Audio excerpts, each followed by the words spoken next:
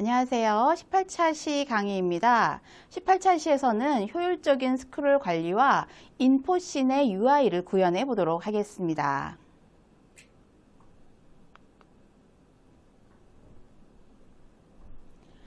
이번 강의의 학습 목표는 첫 번째, 재사용 가능한 스크롤 기능의 핵심 원리와 구현 방법을 실습해 볼 예정이고요.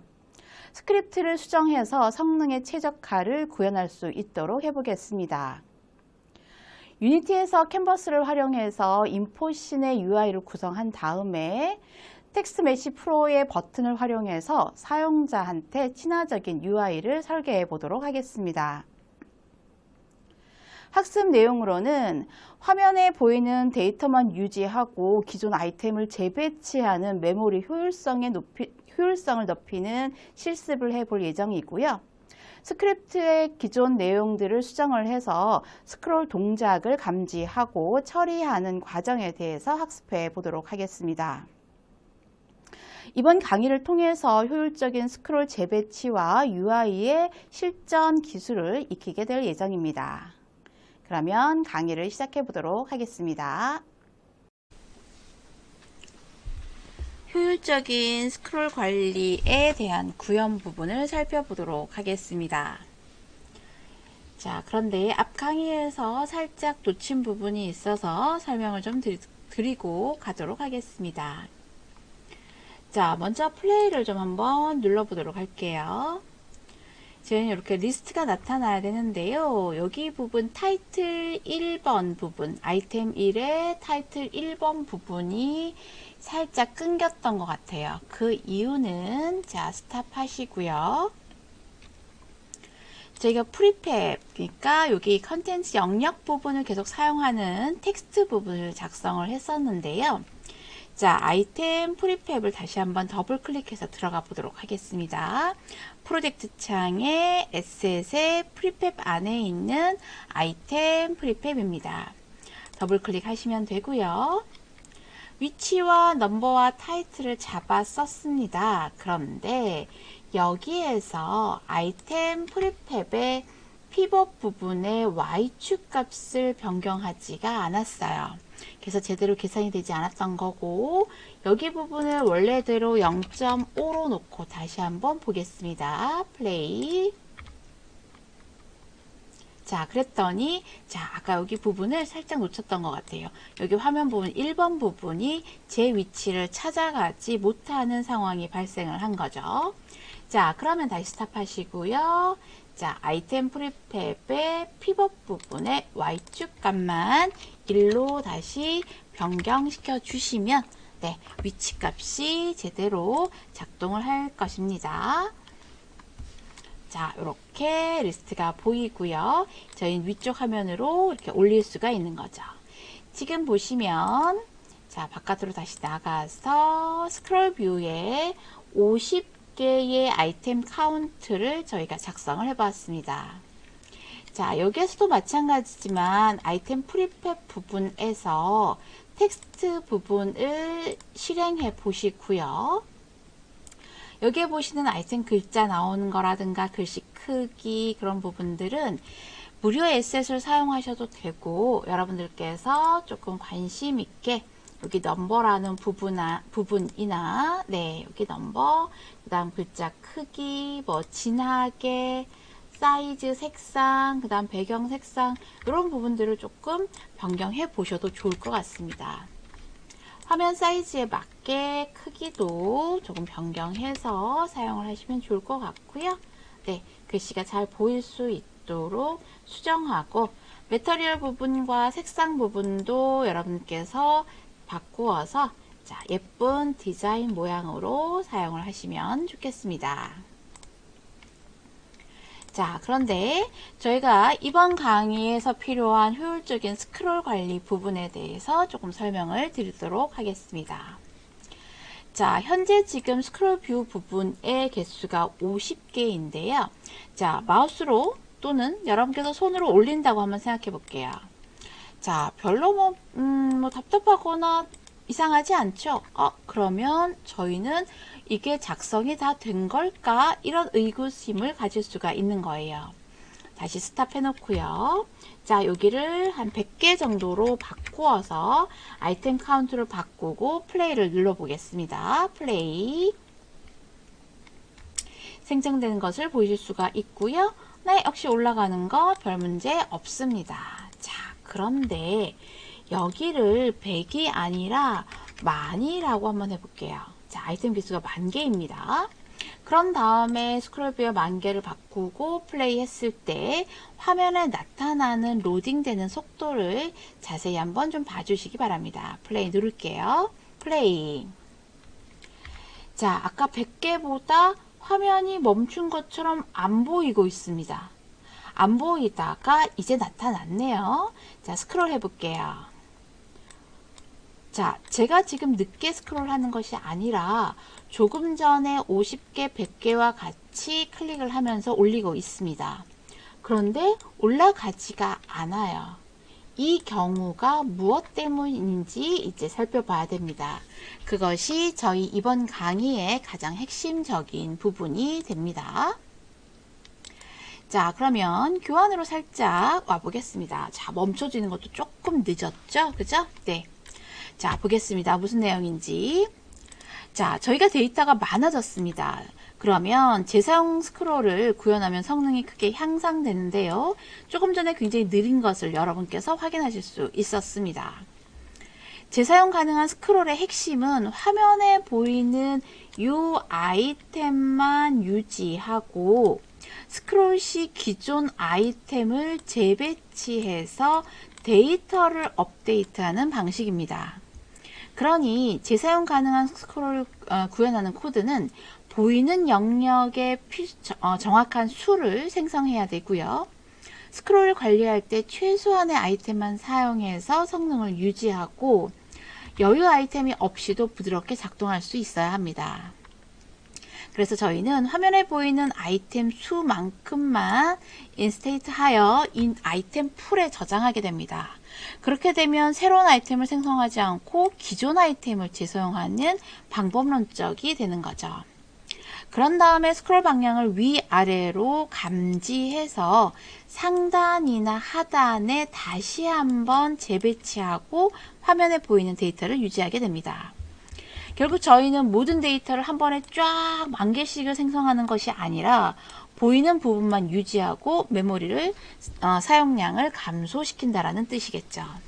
자, 그러면서 부드럽게 올라갈 수 있는지 이 화면을 보면서 다시 한번 작성해 보도록 하겠습니다. 자, 그러기 위해서는 저희가 어떤 과정을 해야 되냐면 스크롤 매니저의 수정 부분을 한번 봐야 합니다. 지금 원래의 코드보다 페이지가 조금 많아졌고요. 그 페이지 부분에 대한 내용들을 조금 자세하게 설명을 드리도록 하겠습니다. 자, 여기 양이 좀 많으니까 교환을 참고하시면 되고요. 자, 여기에서 보시면 에셋에서 스크립트 부분에 스크롤 매니저 더블 클릭해서 여기 부분의 것을 수정해 주시면 되겠습니다. 자, 기존에 있던 부분은 전부 다 드래그해서 컨트롤 키 누른 다음에 슬래시 눌러서 주석을 해 놓고요. 중간중간에 교환을 보시고 추가를 하셔도 되고, 자, 여기 부분을 새로 작성을 해 보셔도 좋을 것 같습니다. 자, 여기 부분에서 제가 복사하느라고 주석 처리가 되어 있는데요. 여기서부터 주석을 조금 풀도록 하겠습니다. 컨트롤 슬래시를 다시 한번 누르면 주석 처리는 없어지게 되고요. 자, 그러고 나면 이렇게 수정하는 부분을 완성하실 수가 있습니다. 일단 저장을 좀 해보겠습니다. 저장하고 다시 프로젝트로 와서 업데이트 되는 거 확인하실 수가 있고요. 자, 그러면 저희는 스크롤 뷰에서 역시 10,000개를 가지고 하나, 둘, 셋, 넷 10,000개를 가지고 플레이를 한번 눌러보도록 하겠습니다. 플레이 실행하시고요. 생성된 다음에 스크롤. 자, 조금 전에 혹시 수정하기 전에 스크롤 올라가는 거 확인하셨을까요? 네. 지금 굉장히 부드럽게 올라가죠. 네, 이 부분이 재사용된 것입니다. 플레이 멈추고 어떤 부분이 변경되어서 그런지 좀 하나하나씩 살펴보도록 하겠습니다. 자, 저희는 첫 번째 프로그램과 두 번째 소스 프로그램을 비교해 가면서 설명을 좀 드리도록 하겠습니다. 굉장히 중요한 부분이고요. 자, 보시면 첫 번째 소스에서는 단순하게 아이템을 생성하는 방식이었습니다. 처음에는 모든 아이템을 화면에 보이도록 초기화하고 필요한 경우에 스크롤 뷰를 관리했던 것이죠. 아이템 카운트 변수, 아까 아이템 카운트 변수 50, 1000, 그 다음 10,000개로 변경해 봤었죠. 이 개수를 초과한 데이터에 대한 동적 업데이트는 고려하지 않았던 크기 부분입니다. 자, 그러니 초기화 단계에서 아이템 개수만큼 모두 한 거고요. 생성된 아이템을 활성화한 상태로 컨텐츠에 출가를 했던 것입니다. 하지만 두 번째 소스에서 수정한 부분은요. 화면에 보이는 아이템 개수만 초기화하자라는 부분으로 바뀌었습니다. 그러니 화면의 높이 부분을 기반으로 비지블 아이템 카운트를 계산하고 필요한 세수한 아이템만 생성을 한 것이죠. 자, 그렇게 컨텐츠의 크기를 변경을 하고 전체 데이터 개수에 따라서 높이를 계산했습니다. 그랬더니 아이템 카운트 대신에 스크롤 뷰를 다룰 수 있는 전체 데이터 개수를 고려하고 아이템 풀링 부분, 그러니까 보이는 아이템만 관리하는 풀링 메커니즘을 사용할 수가 있었던 부분인 거죠. 자, 그 다음 스크롤 동작 처리 부분에 대해서도 설명드리도록 하겠습니다. 첫 번째 소스에서는 스크롤 처리가 없어요. 그러니까 첫 번째 소스는 고정된 아이템을 모두 생성했기 때문에 스크롤 이벤트를 처리하지는 않았었습니다. 그런데 저희는 두 번째에서는 스크롤 이벤트 기반의 동적 처리를 하게 됩니다. 그래서 업데이트 함수에서 현재의 스크롤 위치를 확인을 합니다. 그리고 아이템풀을 활용해서 화면 상단과 하단에 아이템을 재배치하시는 거죠. 스크롤 다운 해서 result top to bottom, 그러니까 상단 아이템을 하단으로 옮기고 다시 하단 아이템을 상단으로 옮기는 프로그램 부분을 수정을 한 것입니다. 그래서 이 부분을 해서 현재의 위치와 탑 인덱스와 바텀 인덱스를 기준으로 아이템을 재배치하는 부분으로 업데이트 하였습니다. 자, 그 다음 부분입니다. 데이터를 업데이트를 어떻게 하느냐라는 부분이었는데요. 저희는 아이템 개수만큼 고정된 데이터를 아이템 1번, 2번, 3번 이렇게 보였었죠. 그리고 타이틀 옆쪽에 1번, 2번, 3번, 4번 이렇게 쭉쭉쭉쭉쭉 이렇게 보였던 거였었어요. 그죠? 그렇게 하고 스크롤 위치나 데이터 변화에 따른 업데이트가 없었는데 저희는 업데이트 아이템 함수를 가지고 데이터를 동적으로 변경합니다. 네, 이렇게 업데이트 아이템을 가지고 인덱스가 0보다 작거나 또는 토탈 아이템보다 크거나 같아진다면 데이터의 범위를 초과할 때 비활성화 시키는 거고요. 그런 다음에 보이게 하는 거예요. 그러니 스크롤 동작에 따라서 화면에 보이는 아이템 데이터만 업데이트하고 데이터의 범위를 벗어나게 되는 이 조건을 벗어나는 경우에는 아이템 범위를 비활성화해서 불필요한 리소스 부분을 없애게 하는 방법이었던 것이죠.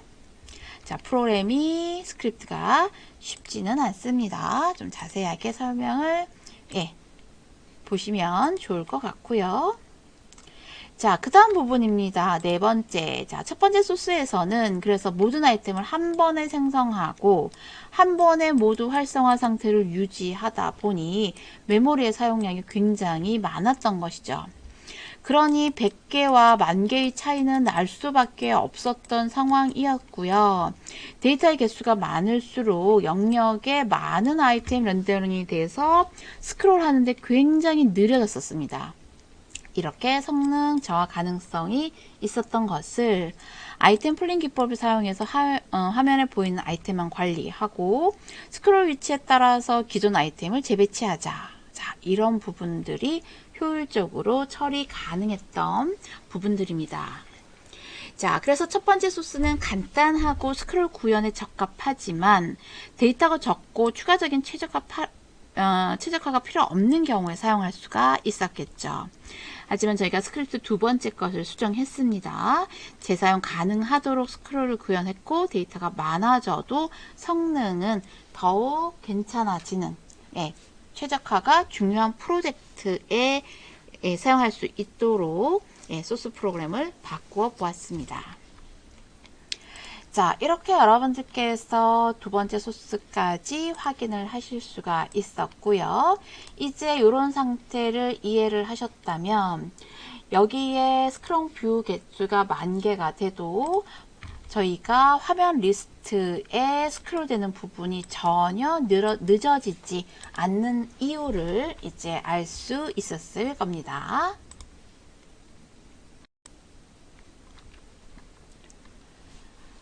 이제 저희는 씬을 하나 더 만들어 보도록 하겠습니다. 자, 여기 아래쪽 프로젝트에 보면은 에셋에 저희는 씬을 들어가 보면 처음에 지금 만들고 있는 스크롤 씬이 있습니다. 자, 여기 스크롤 씬에서 저희가 버튼으로 아이템과 타이틀에 대한 부분을 생성을 했었는데요. 그러면 이 아이템이나 타이틀을 이렇게 눌렀을 때 움직이는 새로운 씬을 한번 만들어 보고자 합니다. 실제 여러분들은 어플이라든가 또는 쇼핑몰, 소셜 같은 데에서 어떤 내용을 클릭하면 조금 더 자세한 페이지로 넘어가게 되는 거죠. 지금 이 첫 번째 페이지에서 나는 5번을 클릭한다. 그럼 5번에 해당하는 내용이 나오는 씬을 인포 씬으로 생성을 해서 만들어 볼까 합니다. 저희가 플레이 했을 때 여기 나타나는 리스트 중에서 어떤 버튼 부분을 클릭을 하게 되면 이 타이틀에 대한 내용이 나타나는 곳이 인포 씬 부분입니다. 웹페이지로 생각하면 첫 번째 메인 페이지에서 서브 페이지로 이동하는 듯이 저희는 어플에서 어떤 버튼을 누르면 새로운 내용들이 나온 거나 새로운 소셜 부분을 본다든가 뉴스를 검색하거나 상품을 선택할 수가 있는 것이죠. 자, 그러면 이 씬은 저장을 좀 해주시고요. 파일에 뉴 씬 눌러주시고요. 네. 그런 다음에 크리에이트 해주시면 될 것 같습니다. 베이직 부분으로 크리에이트 해주시고요.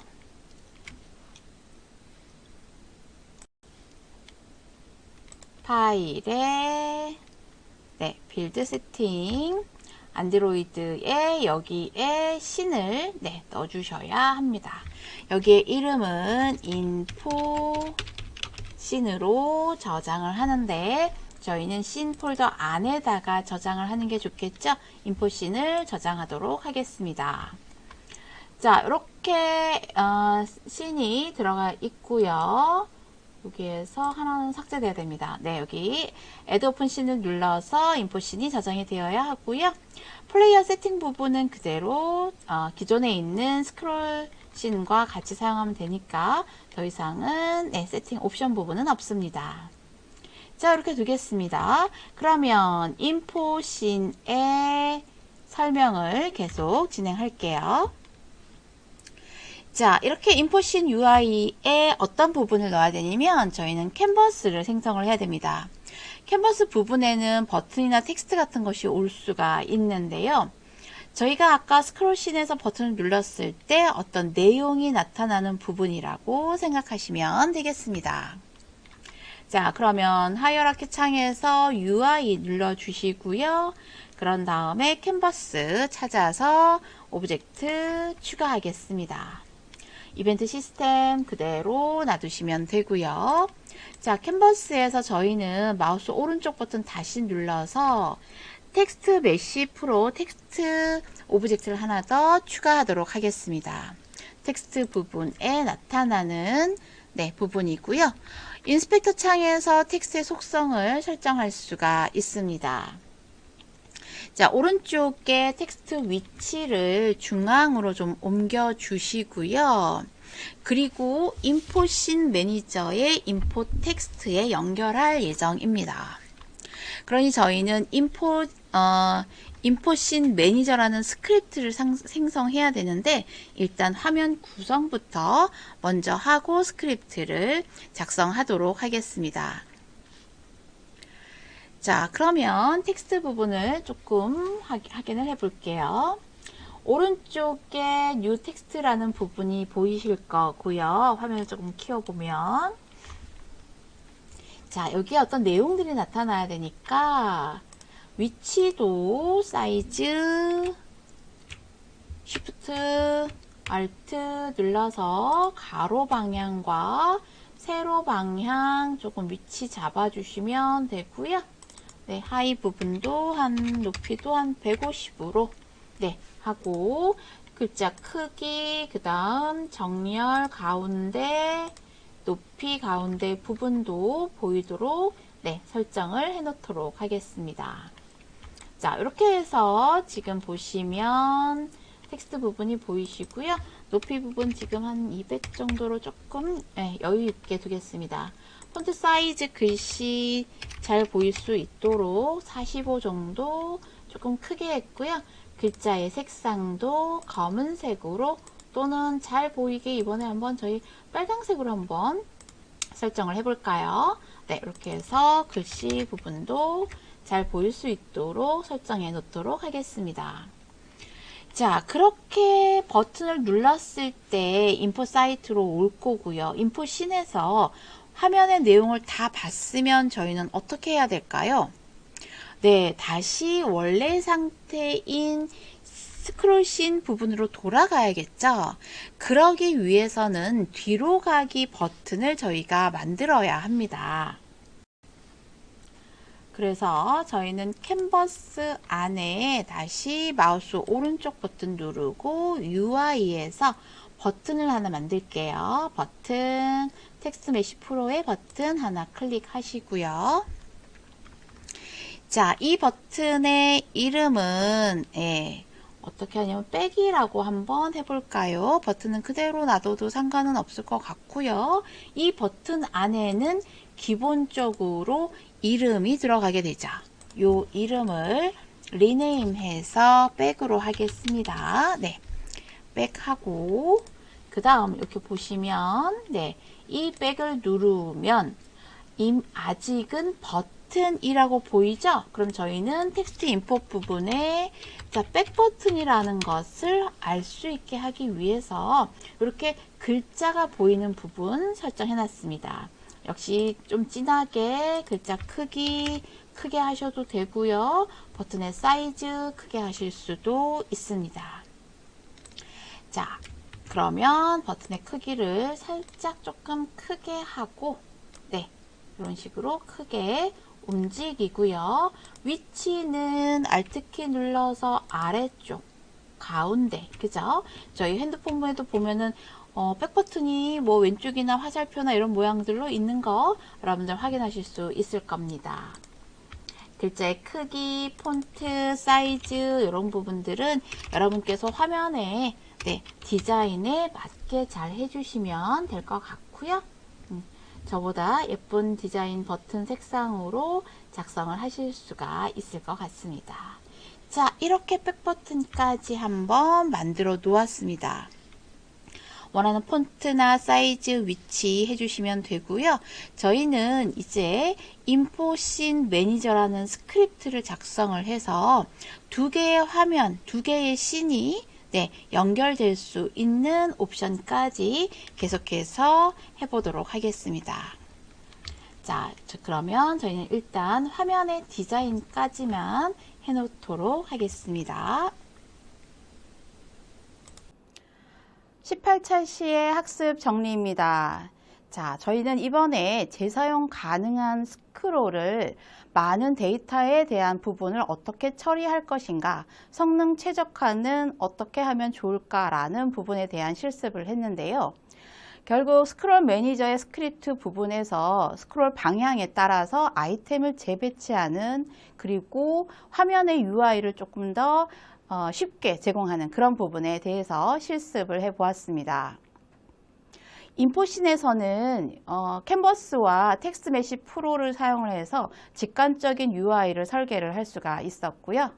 UI 구성 요소인 버튼을 사용을 해서 두 씬의 상호작용에 대한 부분도 알아보았습니다. 자, 18차식 강의는 여기까지 마치도록 하겠습니다. 수고 많으셨습니다.